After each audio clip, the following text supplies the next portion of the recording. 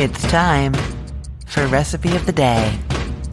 If you have leftover cranberry sauce from your Thanksgiving dinner yesterday, you have got to make these cranberry oatmeal bars. So these are really an invention of my mom's, and they originated as a classic Canadian dessert that I grew up having, that she grew up having, that we called matrimonial squares. They're also called date squares. They're called matrimonial squares not because they have anything to do with getting married, but because they are the perfect marriage between dates and oats.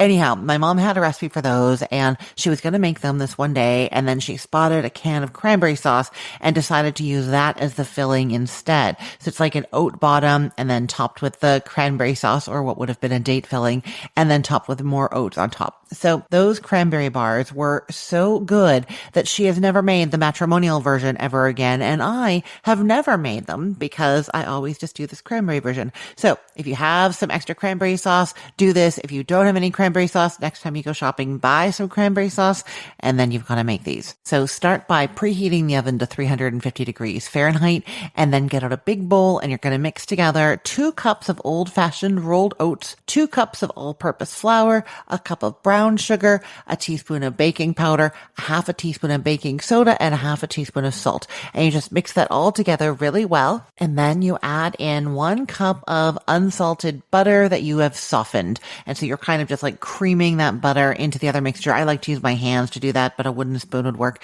Mix that all together. You basically want all of the oats to be moistened by the butter, okay? Now you're going to get out a 13 by 9 inch cake pan, and you don't need it to be greased because there's enough butter in this oat mixture. And you're going to spoon 3/4 of that oat mixture into the cake pan. And then you press down really firmly everywhere in the bottom of that pan so that it forms like a solid layer that coats the bottom of the pan. If there are any spots that are kind of thicker than others, you can push more on those, help spread it more evenly throughout. Then you're going to get a 14-ounce can of whole berry cranberry sauce, which is about 1.5 cups of homemade cranberry sauce.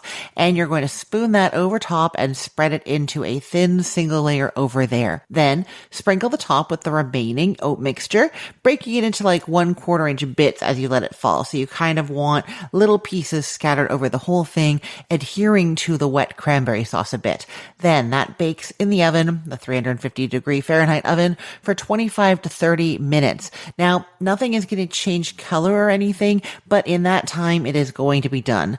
Let the whole pan cool on a wire rack, and then you're going to cut it into 8 strips along the length of the pan, 3 strips along the width, so that you get 24 bars, or you can do smaller ones if you want, and then use a spatula to sort of get under and get them out. The first one's usually a little bit hard to get out, but once it's out of there, it's much easier, and you have these wonderful cranberry oatmeal bars. I'm thinking cranberry and oats is a match made in heaven, even if it's not a matrimonial slice. I will put the link to this recipe in the show notes for this podcast episode, or you can head to cookthestory.com/ROTD and get it there. Everything there is arranged by date, so it's helpful to know that today is November 29th of 2024. The other place you can get the recipe is in our Facebook group. I post the recipe of the day link in that group every single day, so you can always find what I'm talking about, get the link to the episode, get the link to the recipe. It is all there at facebook.com/groups/recipeotd. I'm Christine Pittman from cookthestory.com, thecookful.com, the all-new chicken cookbook, and from this podcast, Recipe of the Day.